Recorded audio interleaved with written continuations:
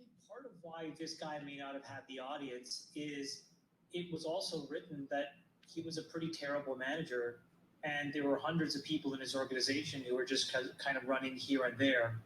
And so, you guys have all been in the situation where we hire somebody who is an exceptional performer, and then we miscast that person by putting them in a point of leadership and being a team manager versus a single kind of like product or engineering expert. And it seems that there was a part of that at play as well, which decayed the ability for management to actually have enough faith and trust in this guy to put him in front of the board.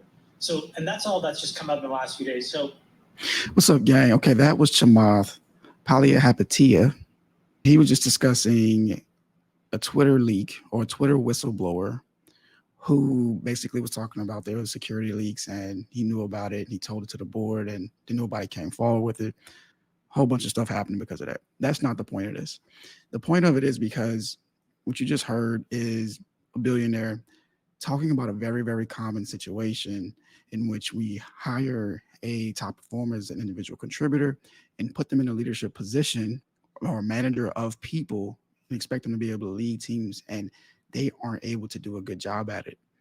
And because of that, in this particular situation, this person was not thought of as to be credible due to the number of complaints that they had about their management and leadership style. Now, I'll bring this to you because this is something that happens in a ton of organizations across the board, large organizations and small organizations as well.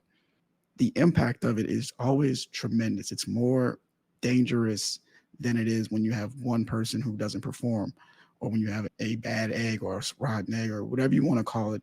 Well, you put that in front of somebody who's actually leading a group of people, and now it amplifies itself. Part of the problem I think that exists is the fact that for a lot of individuals and maybe just a lot of companies, the only growth trajectory is to actually lead and manage people. There aren't enough necessarily, I would say, particularly there may not be enough growth tracks for people who are individual contributors. So when you have this situation happen, you end up with people who normally would say, I don't really care to lead and manage, but I really don't have a choice if I want to grow my career. Then you put them in front of a group of people, expect them to lead, expect them to manage, and then it's a horrible situation, and which ends up being when people leave the company due to that situation. So I wanted to bring this up and I wanted to highlight it because it's something that is prevalent.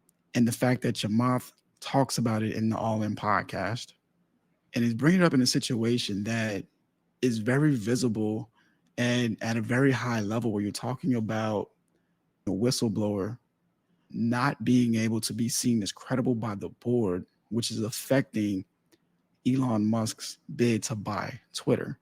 At the crux of it, there's some information about security and bots that this person said they were able to bring up, but the board didn't view them as credible due to their credibility as a manager and a leader.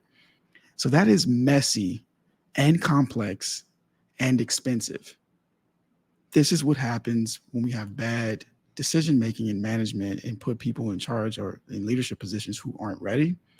But then the other part of it too is, did they get the support that they needed to actually become a leader? Now, this situation, you may say, of course, it's Twitter, it's this, that, and other. It's a really big organization. Touche. I got you. Understand that. But let's take the normal organization. Do we put managers in place because of their ability to perform as an individual contributor and then expect them to produce those exact same results with the team, but we don't provide them with the resources, the tools, the training to be able to do so? Or here's another scenario. We pass up some people who are maybe B players or B performers, but they work well with the team. They work well with groups of people. We pass those up because we're too busy looking at the ones who are our superstars and saying they need to move on, but we're not really paying attention to who moves and who works well with the team.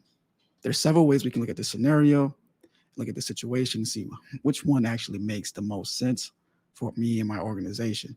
The point of this video, though, is to bring up the fact that this is prevalent in many organizations, and the fact that Chamath talks about this and then says, we all know we've all been in this situation before. We're pretty sure we're aware of it. So it's a common mistake.